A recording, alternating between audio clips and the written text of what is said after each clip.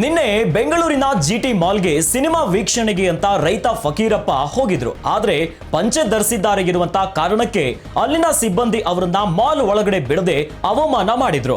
ಸದ್ಯ ಈಗ ರೈತ ಫಕೀರಪ್ಪಗೆ ಅವಮಾನ ಮಾಡಿದ್ದ ಮಾಲ್ ನಿಂದಲೇ ಸನ್ಮಾನ ಮಾಡಲಾಗಿದೆ.